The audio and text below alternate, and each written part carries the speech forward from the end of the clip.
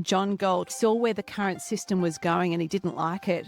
So he revolted and he created a global revolt of the best minds. It was all about shutting down the existing extractive system and building a new and better system to replace it. The main overarching theme is when you act from a place of self-love, your actions are incredibly different than someone who is acting from a place of self-loathing. The entire basis of capitalism is about contributing more than you need today. So you're putting more energy in the system than you can consume. The cabin depressurizes, you fit your own mask first. For sure. And the reason you fit your own mask first is because you're no help to anybody if you've passed out. Satoshi was trying to invent a money that wasn't broken, a money that was fair for all society. This money is empowering people. Welcome to the Natural Capitalist Podcast, the show where we explore the nature of capital in all its forms and how we humans leverage that to prepare for an uncertain future. My guest on this episode is Turtles All the Way Down. I was first introduced to Turtles through a local Bitcoin Telegram group. When I told her what I was doing with Grounded and the Regenerative Living Hub, she said it sounded like Galt's Gulch from the book Atlas Shrugged. I had no idea what she was talking about, but it's a book that she's read at least 4 times. This prompted me to listen to the audiobook, which has profoundly impacted my worldview. In this conversation, we explore some of the themes contained within Ayn Rand's masterpiece and how they relate to self-love, freedom, sovereignty, and of course Bitcoin. This episode was recorded at home on the Creekflat whilst hosting a Bitcoin Bush Bash. Okay, that's me for the intro. I trust you'll enjoy this episode. Thanks for joining me, Turtles, to have this conversation at the beautiful Nullarbor Valley, Bitcoin Bush Bash number 6. And I wanted to sit down and record this with you because you were actually the person that recommended I read Atlas Shrugged, and I'd heard about it through the What is Money show. And after I told you what we were doing here in the valley, and you were like, Roops, you should read Atlas Shrugged. And I did, and I listened to the audiobook. And even after, I don't know, a few thousand hours of Bitcoin study, reading or listening to this book really hit home on so many levels, deep in the soul. And you've listened to it read it 4 times at least now. And I'm still trying really hard to get the kids to listen to it, so it gets put on in random snippets on most long car trips with the kids. So I reckon it should be compulsory reading, like we read Animal Farm or Who Killed a Mockingbird or some of those other ones that are classic high school English ones. Yeah, I'm right there with you. And before we get started, I just want to say thank you for inviting me. This is a beautiful location. It is. Anyone who hasn't been here, you've got to get out here. It's gorgeous. Yeah. Right. So I figured a great way just to open the conversation and see where it goes is to start with this question. It's the only sticker that I have on my car, and it gets a lot of responses from people. They're like, who is John Galt? It's a recurring question in the book. And I'm just going to throw that question right to you right now. Who is John Galt? Good one, Rupert. John Galt is the guy that's going to stop the motor of the world. The motor of the world? Yeah. So John Galt is Satoshi. Is Satoshi Nakamoto? Mm. What's the parallel there? Well, it's interesting because in the Atlas Shrugged story, John Galt was all about, like, he saw where the current system was going and he didn't like it. And so he revolted and he created a global revolt of the best minds. And it was all about shutting down the existing extractive system and building a new and better system to replace it.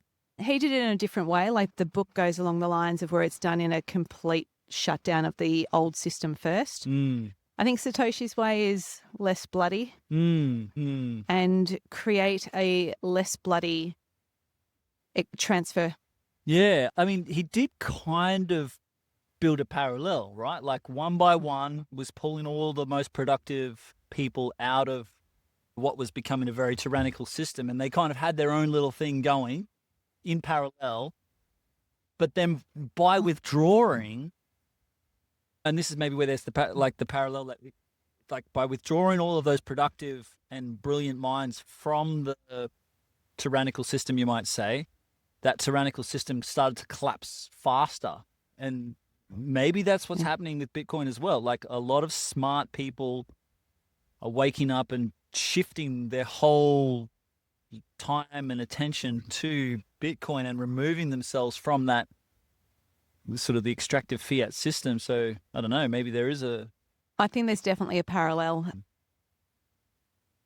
But I think in Atlas Shrugged, there was a really strong theme about they weren't building a parallel system in the world. They had removed themselves really in a very large way from the existing world, and they were hiding out until the existing world collapsed. I think Satoshi's system is so much more clever because you're hiding in plain sight. You're building the parallel system in plain sight. It's happening in the face of, not at the expense of. Well, but it's so hard to get your head around how it could all unfold.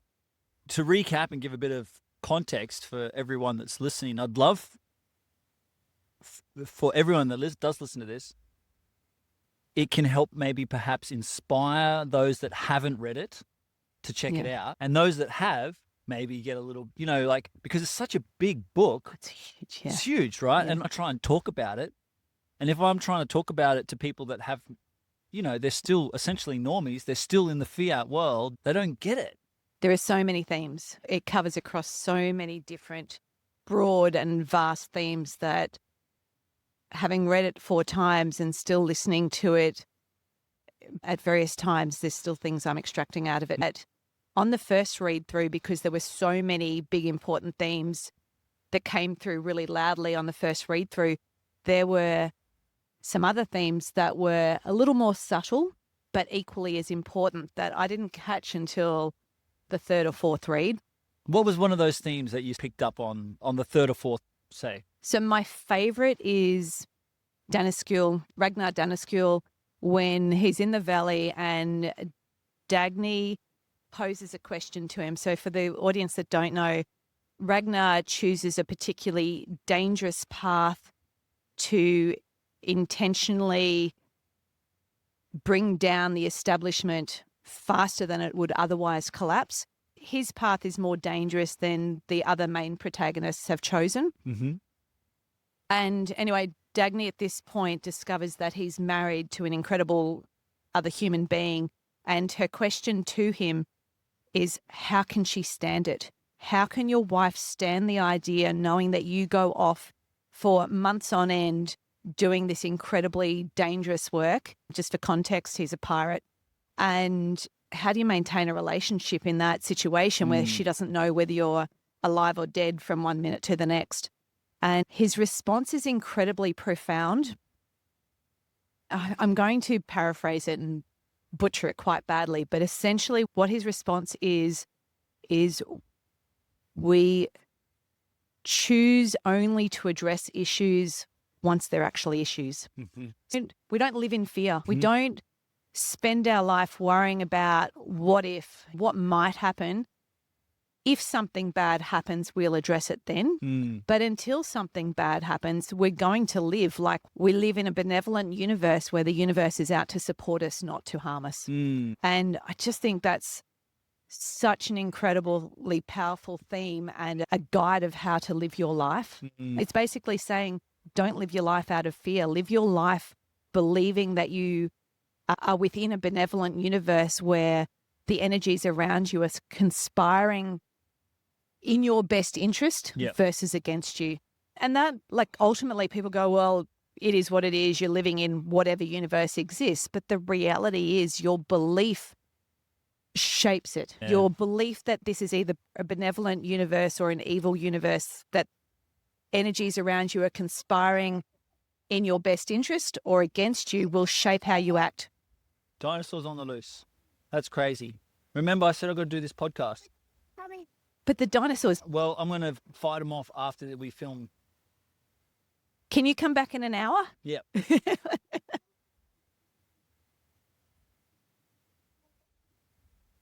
All right, you go shoot the dinosaurs. Go shoot the dinosaurs. Yeah. That's all right. I can cut these little bits out. That's all good. Kids are part of it. What would you say is sort of the main overarching general theme of the book? That is a great question. I think the main overarching theme is when you act from a place of self-love, your actions are incredibly different than someone who is acting from a place of self-loathing. So you can be siblings in incredibly similar life circumstance. It's all about your essence and where you come from and how you feel about yourself. When you're by yourself, that determines how you turn up in the world. So I think that's one of the overarching themes. Probably another overarching theme is the current system is extractive and corrupt and really ugly from a whole lot of different perspectives. And it's not a healthy system to live in. So there's another book that I love called The Biology of Belief. And it's actually a biologist, Bruce Lipton, I think. Oh, yeah. And he talks about when he was a grad student or he was out very early after university and he was doing research, and his professor that was guiding him basically said, if you've got cells in a petri dish and they don't respond the way you expect them to, it's less likely to do with the cells in the petri dish and much more to do with the environment that you've put the cells in. I think that's a wonderful metaphor for life in general, a wonderful metaphor for the way humans act and behave. And I think another life example of that, there's been some great research done where they've created an experiment and they've got these guys hooked up, supposedly, they're actually actors, but they're hooked up to an electric chair. So the actual real experimental subjects, the people that are told they're the experimenters, and so they're brought in one at a time to zap these guys hooked up to the electric chair. And it was an experiment to see how far they'd push it and whether they'd push it to a potential level of fatality for the people hooked up to their chairs just based on the authority figure in the room telling them to do it. That's right. I know. I think this experiment was done to explain how the Nazis in Germany could captivate everybody to follow all the orders and do all these bad stuff. horrendous things to other human beings. And, you know, it was an experiment to demonstrate how most people will listen to authority and follow authoritarian orders quite unquestioningly. Yeah. And that's all about the environment. So these are not bad people. They're people put into an environment where they felt they had no other choice. They were being told what to do by the professor or the head researcher in the laboratory. And so sometimes people need to be reminded that they have a choice in things. Yeah, I think it's a really big theme. It reminds me of the saying, it's like bad things happen when good men stand by and say nothing, right? Yeah, It's in those situations where you're surrendering your moral authority to someone else and then just thinking there's going to be no consequences. And I think this is a big theme in the book as well, right? Absolutely. Like it's these ideas sort of sneak in through someone else having some sort of relative higher position and authority. You're just like, oh, okay, I'll just follow the orders or I'll just do whatever they say. And it just kind of, it's this trickle down effect where all of a sudden everybody's just doing these bad things that are actually quite horrific. Like you said in that experiment where they're just electrocuting people and just cranking it right up because someone's telling them to do it, even though they, you know, there has to be some part, it's like they've created this cognitive dissonance to shut off the part of them, their moral part that says, hey, this is not right. This is not good. Yeah, it's really interesting because people will push it so far beyond what they know is okay or what they feel is okay because someone told them to. And it's a part of humanity. It's a really interesting part. It's why we say don't hate the player, hate the game. If the incentives line up in a certain way people are going to follow the incentives. I'm going to have a crack for my own understanding to try and articulate the main theme as well. Great. And then, yeah, you can bounce off it. So for me, it's like this idea, and it's a really deep cultural, like especially in Australia, it's embedded into the cultural psyche that capitalism is bad, that rich people are inherently have done something bad to get where they are. They've had to exploit people or they've exploited the planet. And so then there's this idea, which I think is a false idea. It's actually like not good for life, so therefore evil, that creeps in and is like, once there's this significant amount of abundance, right, the material hard work is there, and now all of a sudden there is this abundance around, that people are like, oh, hang on, like we need to be distributing this, regulating farm, move in, and try to enforce. Ultimately, it is enforced, but they try to do it through covert, empathic or compassionate ways. It's smeared over with the greater good sort of stuff. And so they come in and then they start taxing and regulating and taking from those that have productively built up all this stuff. And what's amazing also is that it's tied to the money, right? Because there's this corruption of the money in the process. And it was written in the 50s, 1950s. Way before we'd only just started edging onto a fiat standard. We weren't fully off the gold until 1971. Bitcoin, there was nowhere to be seen, but yet it has so many of those themes baked into it. And so it's like this idea of once the material wealth is up and everyone's comfortable, then people forget how much work it actually takes to create it. And then they're all about, let's just dish out what we've got to everyone else, and under this guise of, charity or goodwill, and but then it's actually destructive and pulling everything down and eats away from society from the inside out.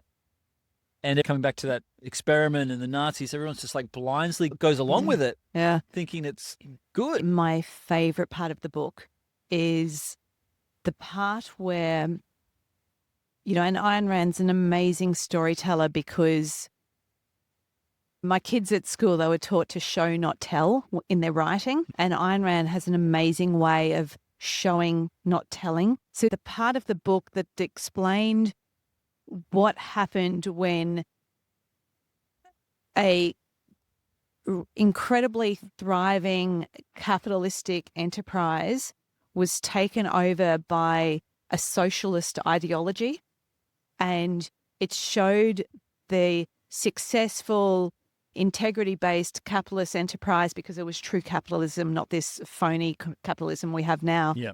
And it showed how true capitalism and doing the very best you can to build the very best product that can be built, and incentivizing all the people along the way to improve things as they go, how that, when taken over by socialist ideals, can deteriorate so heavily.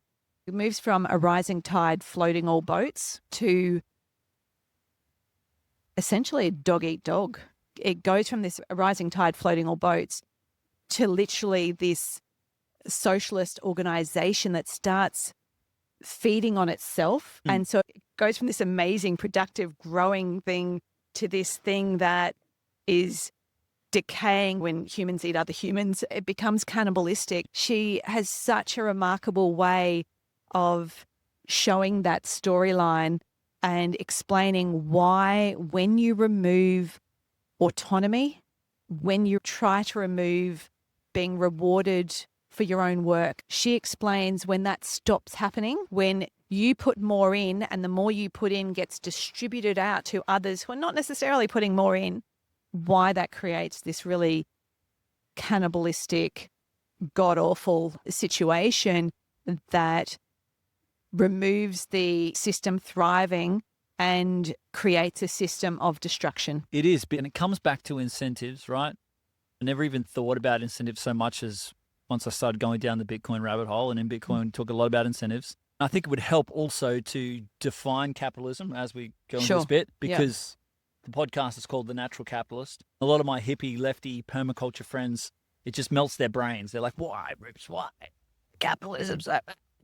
I think it's like, okay, capitalism is what you're saying. It's like you put the work in, you get to keep your work. You get to keep your efforts. One of my first videos for the channel was down here talking about how nature is capitalistic. Like these trees are pulling in CO2, pulling in water. They're accumulating resources to sustain themselves and whatever is coming in the future. We humans do that, right? We've been doing that. We start by foraging food, and we might then grow some food, and we'll save our corn till the next season. That's capitalistic. So we're hoarding things. Then we start with technology, and we start building up all these material wealth. And then that transcends into money, right? If I stack money, then I can buy things in the future. So this is all from first principles. And I even think of ideas and language. These are all forms of capital we're leveraging to try and build whatever kind of world we want. The entire basis of capitalism is about contributing more than you need today. So you're putting more energy in the system than you can consume. Yeah. So that you've got a little bit left over. Exactly. And that little bit left over means that tomorrow, instead of just expending the energy you need to survive in that moment, you get to build, you get to grow. And that's the amazing thing. So the trees are not just about survival. They're pulling in a little bit more than they need to sustain for that day, for that moment, so that tomorrow they can both sustain and grow. Yeah. And when they're thriving, they're feeding and nourishing everything else around them. The soil biology, the other plants, the birds then have somewhere to come and land. And I think this is what I think is the main thing for our culture. We've got this confusion around capitalism. So if we define capitalism as this, you get to keep what you put in, we're accumulating all of these resources. In that pure sense, capitalism is good. But then, okay, so then what is socialism? Socialism is this idea that it needs to be done for the good. But I think what's not really spoken of, and it's covered in Atlas Shrugged really well, is that there's this underlying threat of violence. For sure. In socialism. We can say we're doing it for all these noble and good reasons, but if you don't pay your tax, we're going to take your stuff. Yeah. And if we can't take your stuff like through coercion, we'll physically, at the point of a gun, take it. Yeah. And it happens not just in socialism, but in all of our forms of government at the moment. Yeah. So the very nature of having a governing body is that's extractive. The role of government, right? Government is exactly. the monopoly on violence. They are the most organized mafia. For sure. So really enjoy how Ayn Rand breaks it down in Atlas Shrugged and explains how she does it in the form of this one company, how that company exists as a pure capitalist enterprise, and then how it gets eaten away and corroded as a socialist enterprise. I think she just does that so beautifully. Yeah. Yep. Motorco. Yep. From when, the John Galt story there, Yes. where he's the first one to go, hang on a second, this is not cool, I'm out. Yes. But then there was it the Detroit one where they found the motor? Or That's was the it same one. the same one? The Right, same yeah, one. it is the same one.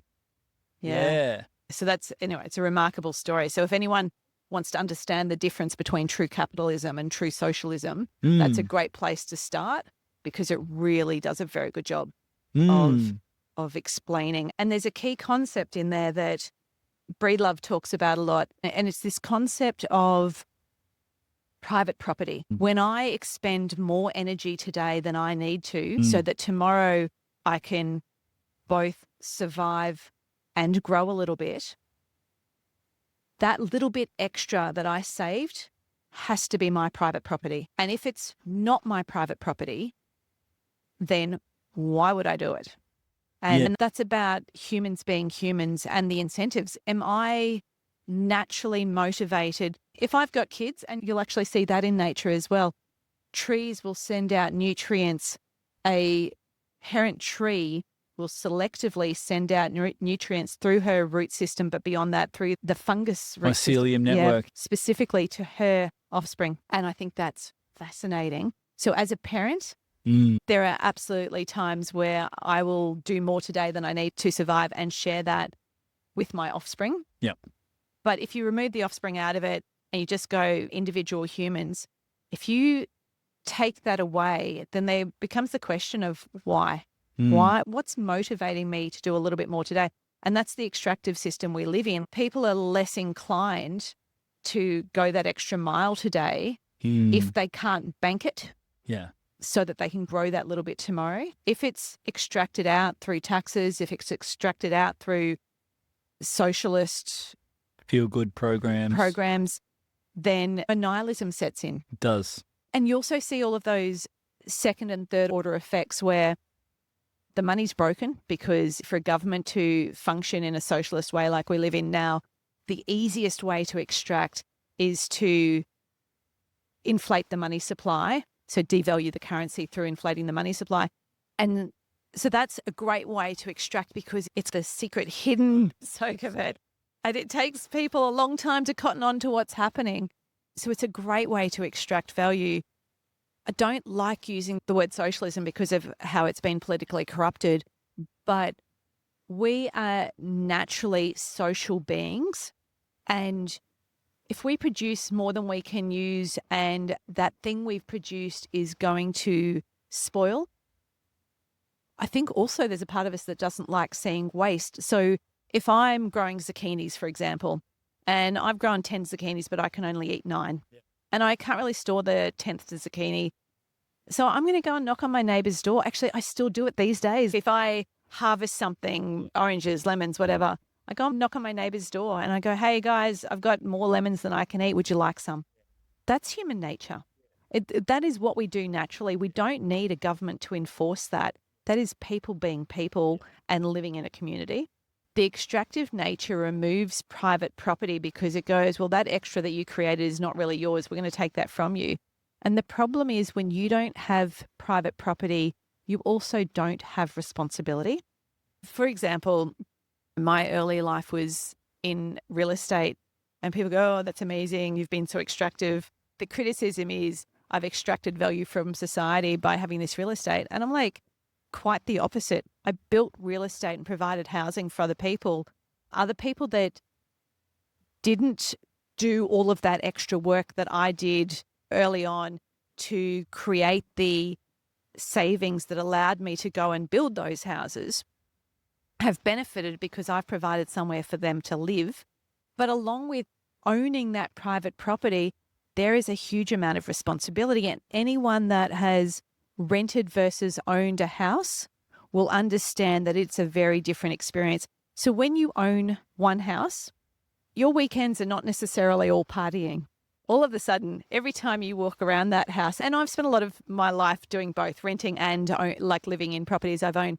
And when I own, I walk around that house pretty much every time I'm in it. I'm like, that needs to be fixed. Oh, and that needs to be painted. I better get some gardening done. I've got to do that.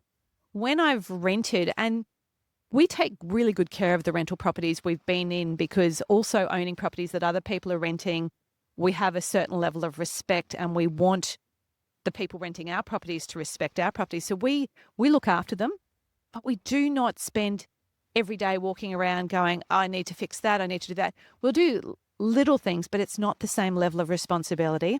And people forget that when you have multiple properties, your level of responsibility is now no longer maintaining one property, it's maintaining 2 or 3 properties. And so the work that goes into that. So ask my husband, so we used to live in Melbourne and we rented down there and the properties we owned were in Brisbane. Ask him how many weekends he's had to himself since we moved up and how many times I've said, oh, I'm sorry, darling, I know you work really hard, really long hours in your job, but this weekend we're painting over at one of the rental properties. This weekend, I'm really sorry, you need to throw the lawnmower in the car and go and mow that lawn. This weekend, I can't come out to dinner because I'm going to spend all day doing maintenance work on this property. Oh, sorry, darling, no, I've got to go and fix something. We can't go off to this. We can't go and have brunch today. I've got to go to this place and fix this thing. And so there's that responsibility that comes with private property. And when you remove that from humans, when you take away private property, you take away responsibility. And so things deteriorate. So this whole communist idea of you shall own nothing and be happy, I don't know if that's socialist or communist, but either or, it works the same. When people live and use things that they don't own, they don't take care of them. And so it's the opposite of the rising tide floats all ships. It's the lowering tide beaches all boats. As you're sharing that, it's kind of like, we don't know what it's like to live in a world where the money works, right? I mean, we're starting to get a taste of it. That all of that real estate you were doing was, I imagine, ultimately at some level to sell or invest and make money, because that's what everyone does, because the money's flowing. Yes, it was And purely... then it forces everyone to work so much harder. Yep. But then those that get in, they get some gains out of it. And then there's the gap between those that have and those that have not just keeps drifting and drifting. Absolutely. And people that don't, they just get so jaded, and they come up, they have that mindset of like, landlords are stuck here, they're this and that. And it's like a self-fulfilling prophecy where it just makes it so worse. Yeah, and it's a real shame, because people are essentially good. All people are essentially good. It's just some people worked out the system before others did. And the people that worked out that, oh, hang on, if I go out and work all day and I store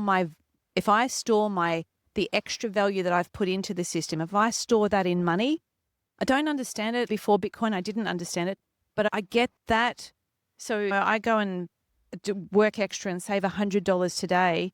Well, in 10 years' time, that $100 can no longer buy me what it would have bought me 10 years ago. And so say it took me an extra day to accumulate, like an extra day of my labor to accumulate that $100.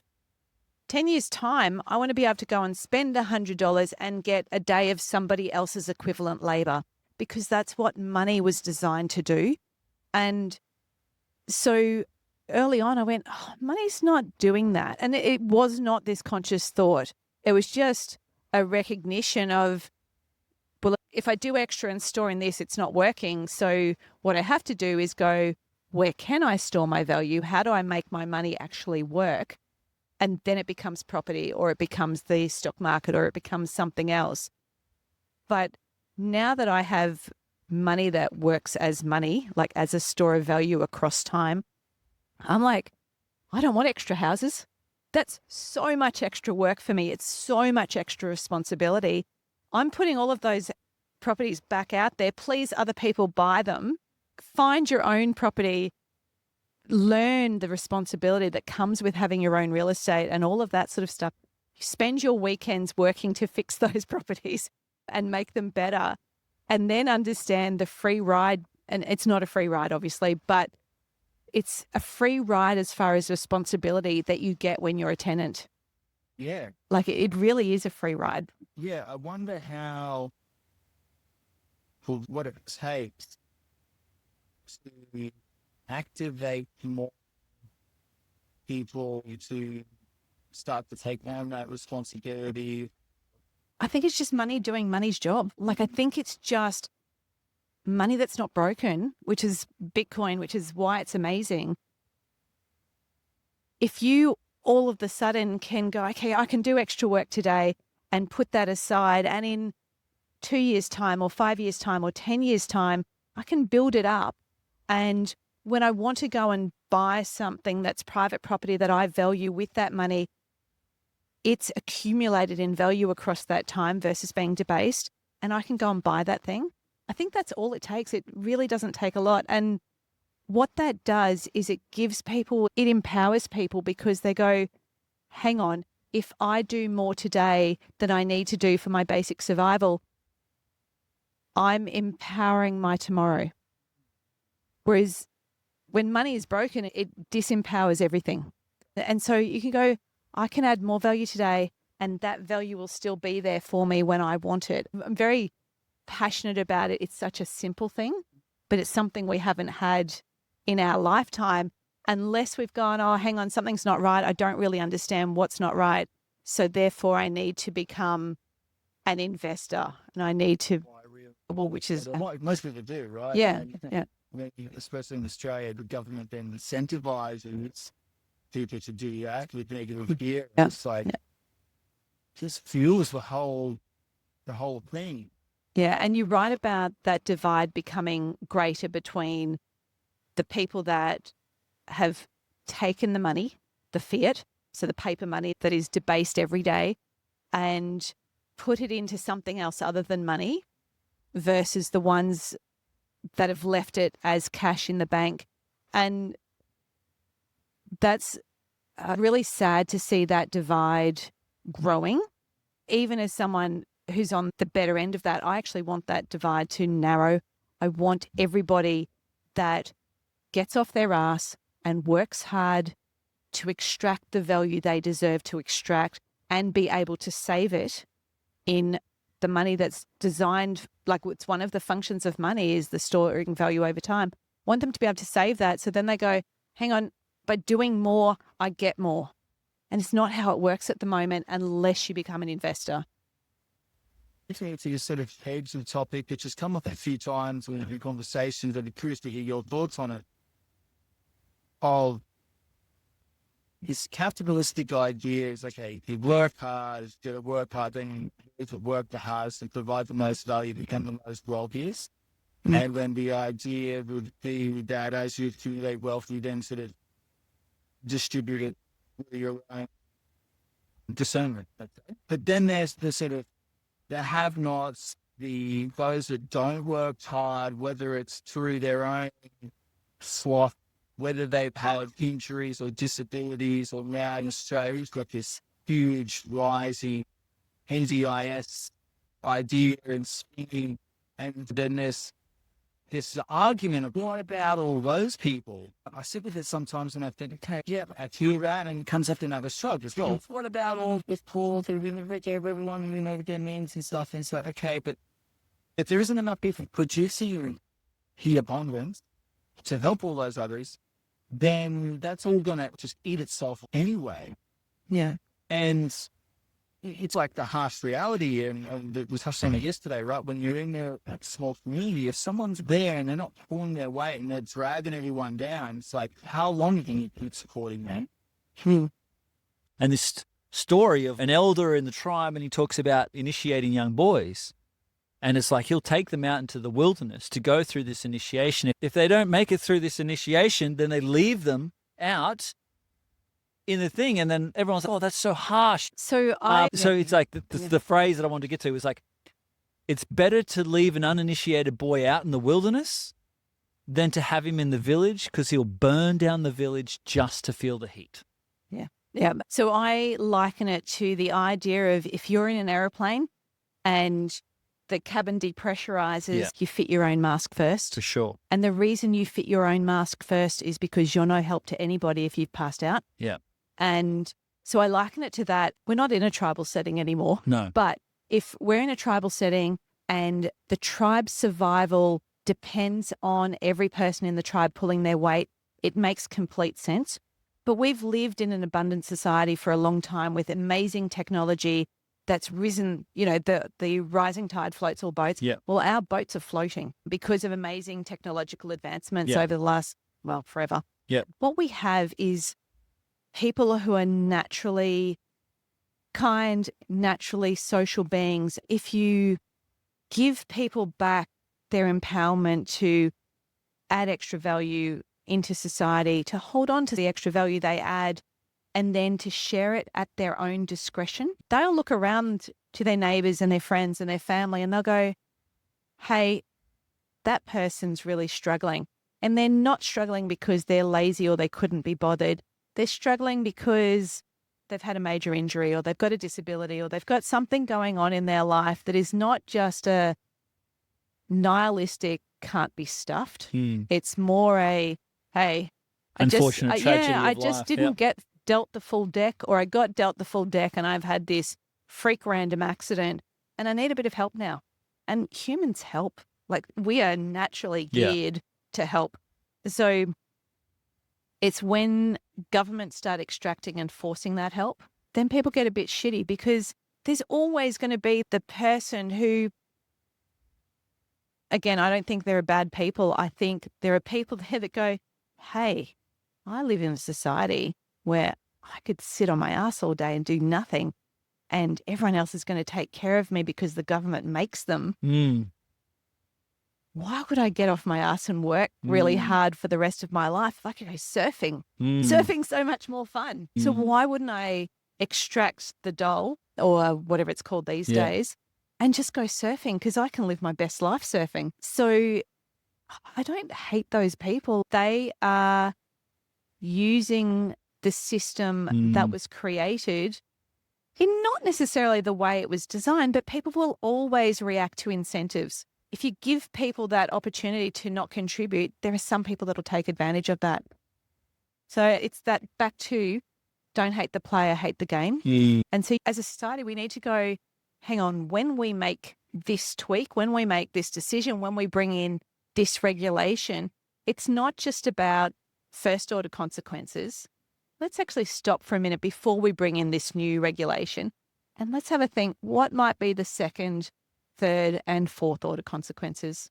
And that's what's beautiful about Bitcoin. It's amazing watching these third and fourth order consequences. Satoshi just was trying to invent a money that wasn't broken, a money that was fair for all society. But wow, this money is empowering people. It's bringing people back to the idea of, if I add more value today, that'll still be sitting there for me when I need it tomorrow or the day after. So then from there, it's bringing back this desire to add more and more and more value. And then it's incentivizing people to find cheaper and cheaper energy. And it's empowering little villages in Africa, because all of a sudden they had this energy source. It wasn't worth large corporations harnessing it before. And so that's one of those fourth order consequences on a sound money standard that Satoshi himself didn't even think of. When you create a system based in integrity, the fourth order consequences are awesome. When you create a system based on extraction, the third and fourth order consequences are obviously going to be more extraction. The energy one is a big one for a lot of people to get their head around. I wrote an article recently on 5 parallels between permaculture and Bitcoin. And then I wrote it, and then I asked Grok, I was like, tell me 5 parallels between permaculture and Bitcoin. It came out with some similar ideas. And I was like, okay, Grok, tell me how Bitcoin aligns with the 12 permaculture principles. And then when it gets to using valuable renewable resources, it goes, oh, Bitcoin uses a lot of energy and this doesn't align with the permaculture values and da.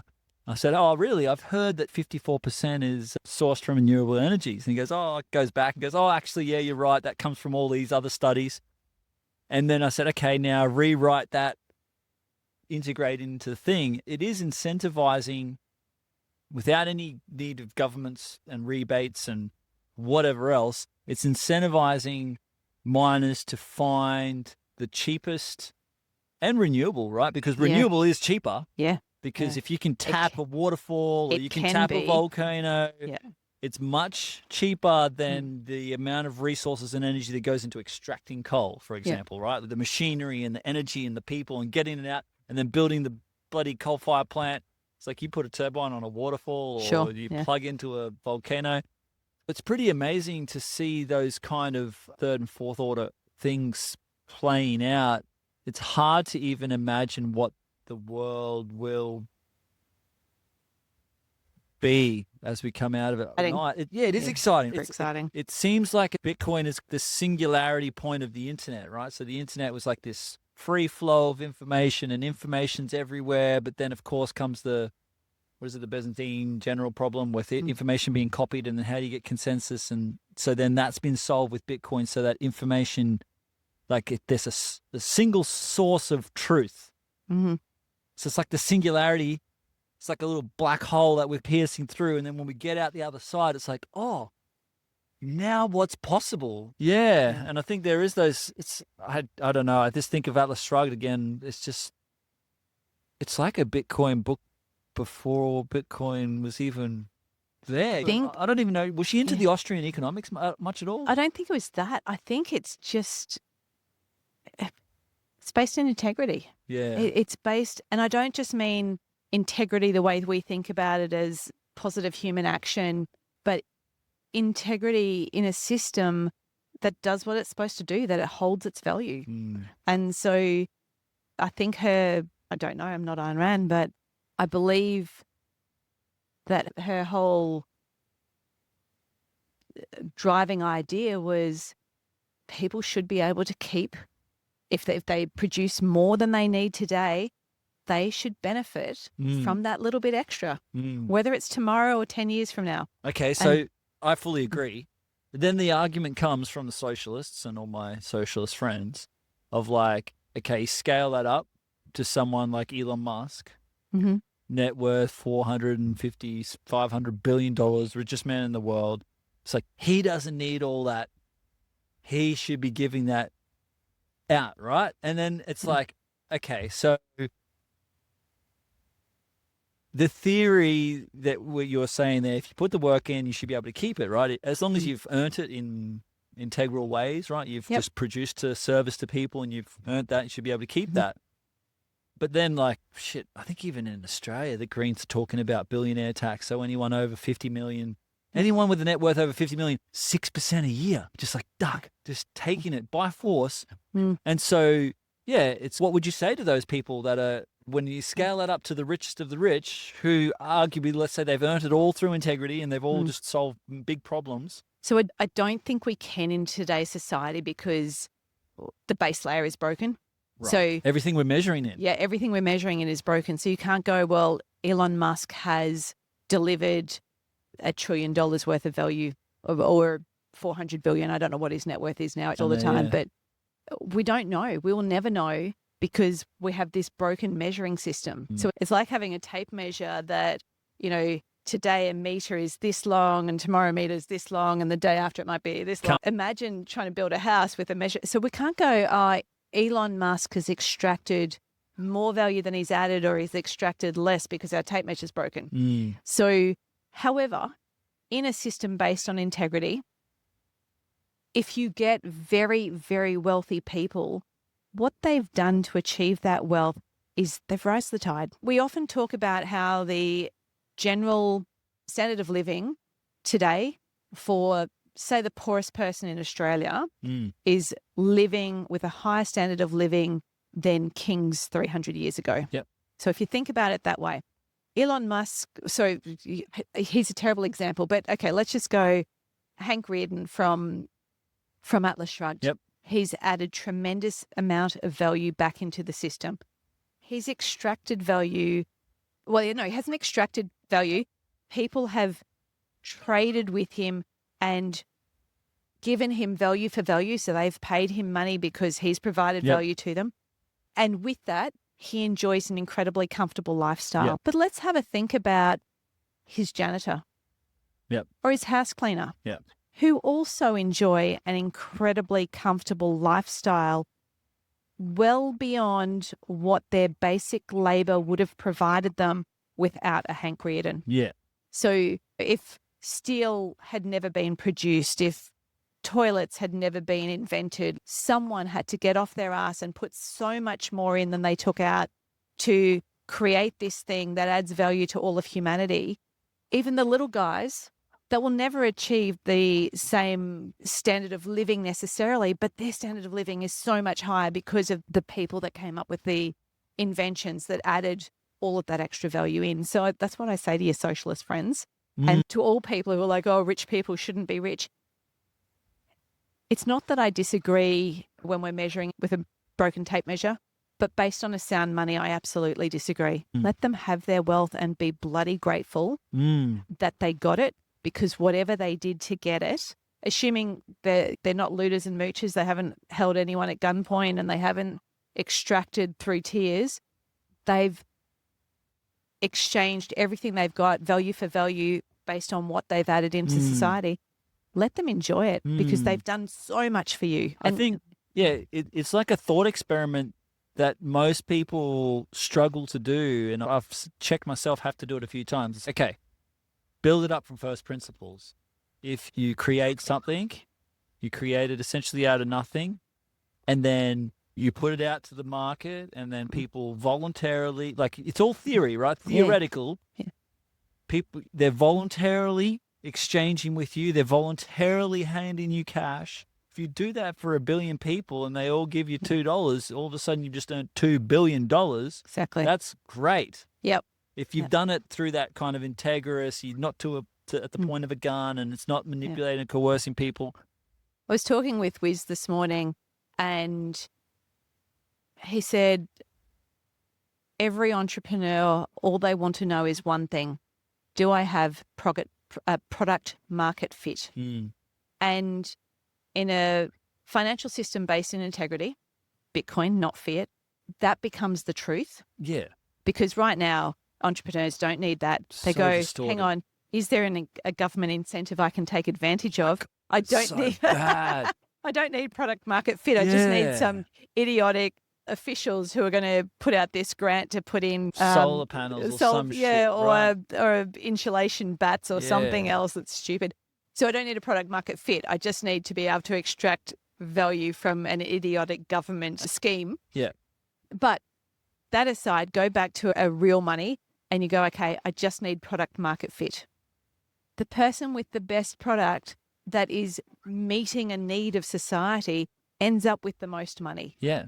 But also, the other beautiful thing about hard money is you stop and you think, hang on, if I've got this money that's going to hold value over time, what do I actually want to spend it on? Makes you really evaluate what you value. Yeah, when you've got 8 billion people working in the service of 8 billion people, so you actually know that money is not just going to store value over time, it's going to increase in value over time, in that because of technological advances, it's going up. Channeled into it. But tomorrow, I'm actually going to be able to buy more than I can today with that little bit of stored energy.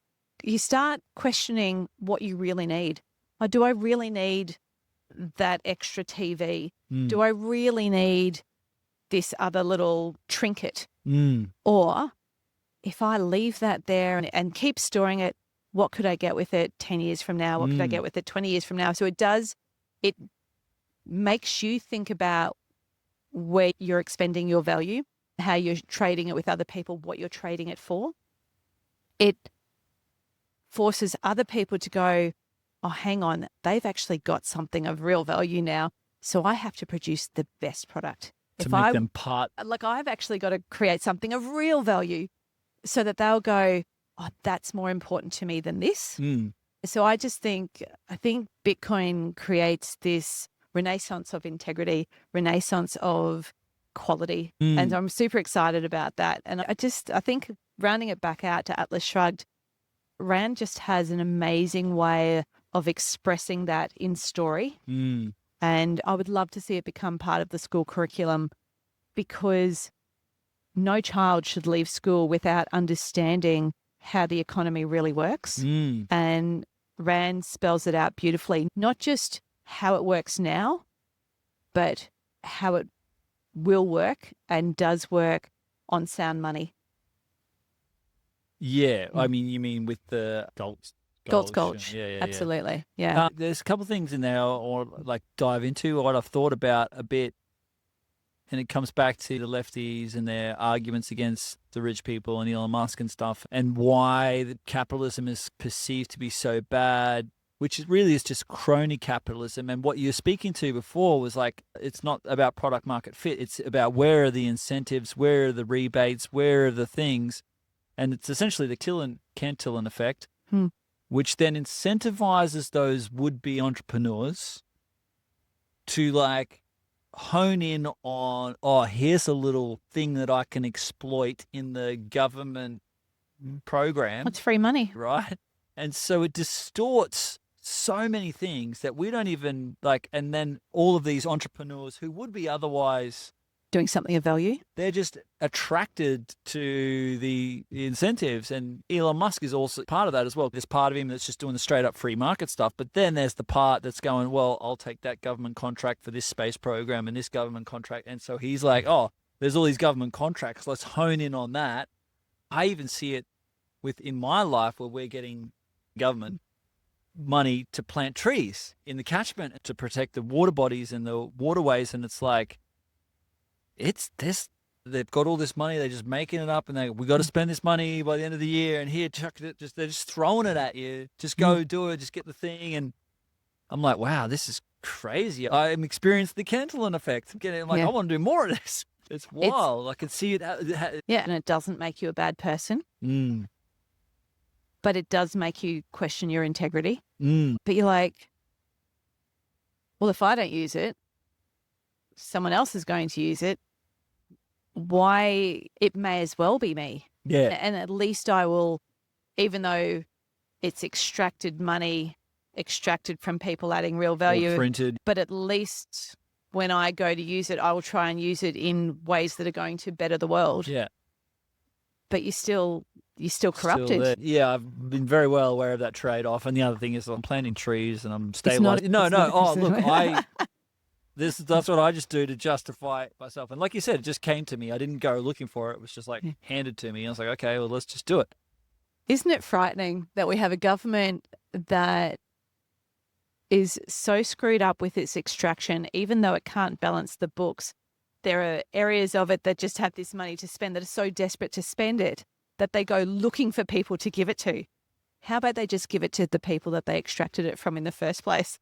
Yeah, stop extracting. And I Yeah. think that's excited to see it in my lifetime, where there will be this shift where the government will have to reduce in size, will have to operate on a sound money, will have to come back to what its actual core value proposition is, which is essentially the monopoly on violence and the protection of private property. And that's it. Yeah. Anything else is beyond the scope of government. And if they want to provide any other service, then they need to compete in the free market with everyone else because they don't have the monopoly on the money anymore. I think that's what we're going to see. Although I think Australia's we've got to go down a little bit further, another 5 years at least of just slipping down this.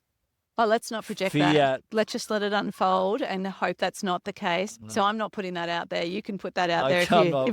But probably I'm a realist, not an idealist. Let's be an idealist, because idealists get stuff done. They're the ones that project the intention that creates the future. Yeah, look, I definitely in that, and I do that on the scale that I'm capable of, right? So that's here, this property through grounded and whatever else. So that's the scale that I actually am capable, have competence on. But then there is this broader thing, and if I just try and tune into what has the narrative or the cultural sentiment, I'm like, what are the options? Or the perceived options between Albanese or Dutton? It's just like, oh my gosh. Yeah, but there are other options. I love what Topher Fields is doing. Topher is, I only got onto Topher, and he only just started that. It's so good. In the last 2 or 3 months. And he's 2 months, he's done 50 episodes. And I think I've watched half of those episodes, and it's really amazing. It's the most balanced and insightful political commentary in existence, right? For Australia, at least. Yeah, look, he's great, and there are other options. So the problem with projecting, we're going to be stuck in this path for another 5 years, it's like, let's not project that. Let's go, actually, there are human first, freedom first parties out there. There are people with integrity in government who want to see a system change for the better. Yeah. And we, the people, have every bit of power to vote those people in. So, Liberal, Labor, who cares? We're not going to get different outcomes. Yeah. The independents, the freedom first parties, we might get some different outcomes. Yeah. And right now I'm pretty open to different outcomes. So I'm not nihilistically going, it's a done deal. Anything's possible. Yeah. And I would really like to see some interesting new possibilities. Yeah. And if you haven't watched Topher Field, please watch his podcast where he shows how our voting system really works. Yes. I can't believe I got to this age with multiple university degrees and that had never been explained to me, and I didn't know. That's his 15-minute one where he explains how the preferential voting works. It's the marbles one. Yeah, the marbles one. That's really good and it's really powerful, and absolutely I think most people just don't even consider the other options and what's possible and understand, when you order your preferentials in a certain way, it does have a massive impact. Massive impact. And it's really important we all understand that, because it removes that nihilistic idea of, well, I have to, like, either Labor or Liberal is going to get in, which is the mindset of a lot of Australians. So I have to vote for one or the other. You do not have to vote for one or the other. There are a lot of other options, and there are opportunities for those other options to gain traction and power if you vote properly. Away from my nihilistic take or spin, part of that vision that I see how it plays out in Australia is that the uni party will eventually just become one party, like Labor and Liberal. They'll have to, because as they lose traction, they lose majority, they'll have to come together. Kind of like the Liberals and Nationals did. They had to come together to stay relevant. Kind of like what's happening with Labor and Greens. They kind of have to come together to stay relevant, to hold anything. Eventually, that'll be the uni party. And I think what will emerge on the other side to counter that, and I've been really impressed actually with the Libertarian Party. Like, they've rebranded from Liberal Democrats. They're now like Libertarian. They've got their manifestos out and their policies, and the only party with a Bitcoin policy to establish a strategic Bitcoin reserve. Yep, and they're building. They're building, and they're doing interesting things, and they've got some kind really... of like the Greens 20 years ago. The Greens started in the 70s, didn't they? But the beautiful thing about the Libertarian Party, unlike the Greens, is they actually think through second and third order consequences, not just pretty first order consequences. Yeah. The stupidity of the Greens is mind-boggling. It's all emotional. It's just all emotive. But it's also, I don't know if they're genuinely stupid. I sometimes think they are, or if they're disingenuous. Like when they say things like, oh, we're going to put a rent cap on rental properties. I think it's just acting from emotion, logically thinking. Yeah, the sad thing is that will make properties more expensive for renters without a doubt. Let me tell you why. Because as someone who provides rental properties at the moment, not for much longer, if I were in a situation, and a lot of people that provide rental properties for renters are in this situation, if I don't need the money and all of a sudden some government has said, we're going to rent cap you. So this property that you were going to offer to the market as a rental, I'm now disincentivized to offer that to the market. In the UK, because it's not even worth putting on the market. Yeah, exactly. Because of all the costs. That's right. So last year, maybe the year before, Argentina removed rental caps at the same time the UK implemented rental caps. Yeah. What that did for the available properties on the market, in Argentina that removed rental caps, the available properties skyrocketed. Right. It went through the roof because the owners of the property could charge what they felt were fair value, and the market could decide whether it agreed or not, and chose to rent those properties or not. In the UK, the available properties on the market dropped massively. Yeah. Store of value. Yeah, they just went, well, if there's no longer any incentive for me to put this on the market because I'm not even making enough money to make it worth my while because of the rental caps, I'm just going to pull it. It's going to become my weekend house that gets used 20 days out of the year or 50 days out of the year. Airbnb or some shit. Even that, they're not doing that because they're going, it's not worth my while.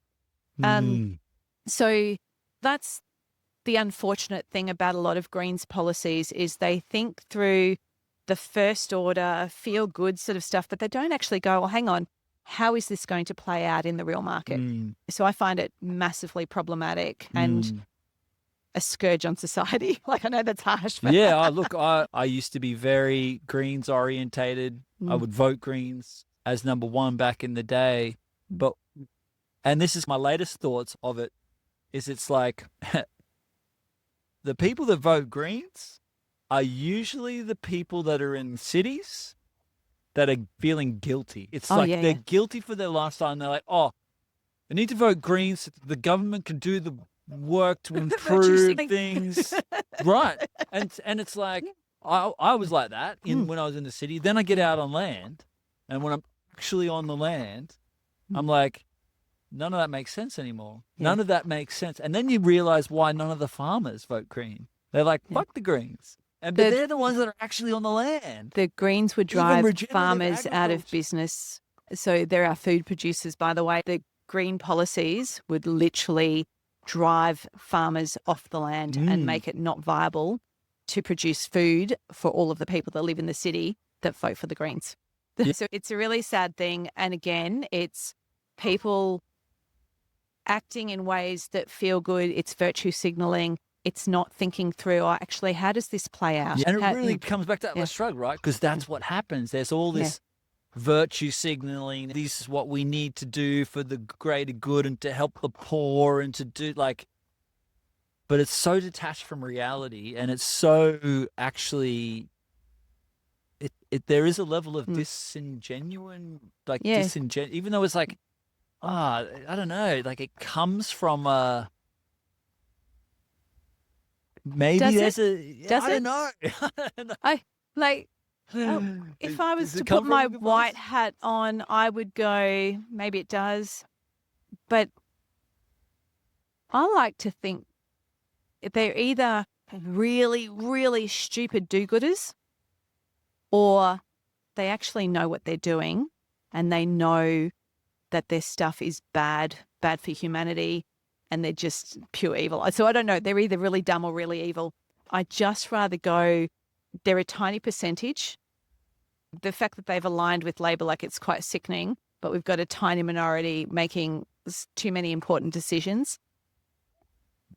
Let's let them feel their own insignificance by pulling the rug out from under them and not supporting the nonsense they espouse.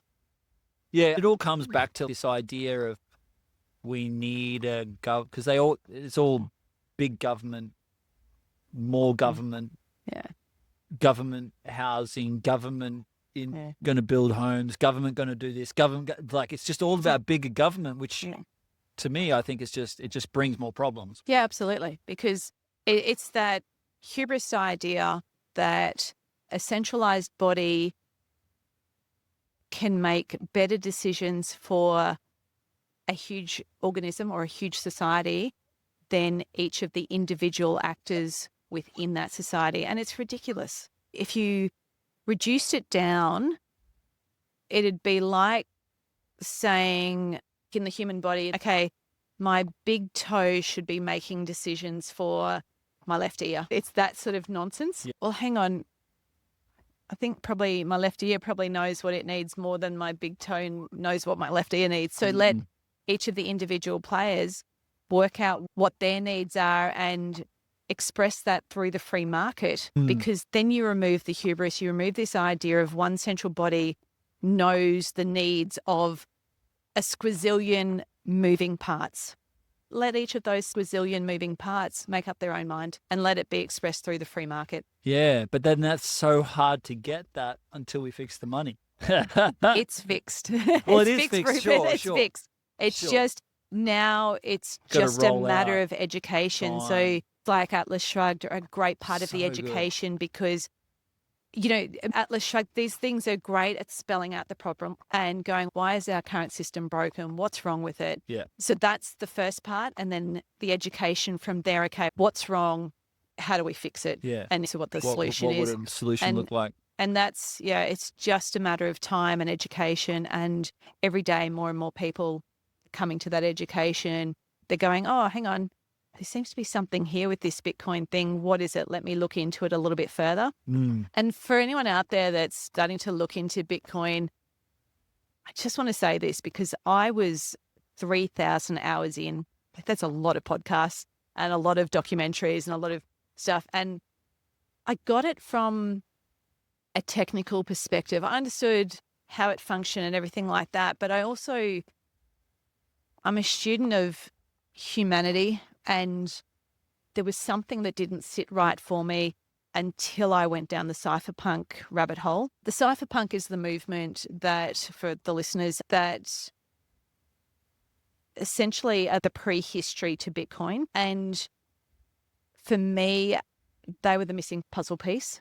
It was understanding the integrity and the intention behind the movement that eventually eventuated in Bitcoin that finally cemented the foundation for me.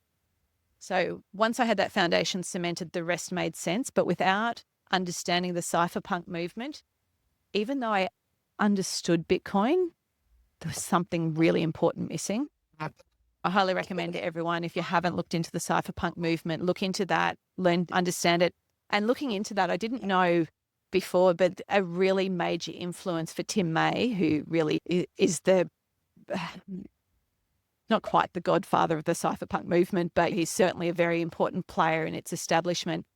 Atlas Shrugged, Ayn Rand was a massive influence on him. I haven't gone down the cypherpunk rabbit hole so much. If you were to sum it up in 30 seconds to a minute, what's the... Oh, sure. I can sum it up. It's the 40 to 50 year movement of incredible minds coming together that pre-runs Bitcoin. Like there was, so Satoshi... It's tied to the internet. Absolutely. Tied to privacy. Creating a digital money, privacy, all of that. And it was these people that essentially realized that the digitization of the world was going to create problems for individuals to maintain their privacy. Yep. And in not being able to maintain your privacy, you can't maintain your freedom. So it was cryptographers, mathematicians, and early computer scientists that went, oh, we see where this is going, and this is a problem for humanity's freedom, because there are all of these elements building that would allow a 1984 style totalitarian control, dystopian future to eventuate. So it's understanding that there was these incredible minds working to solve this problem and had been working for decades before the inception of Bitcoin.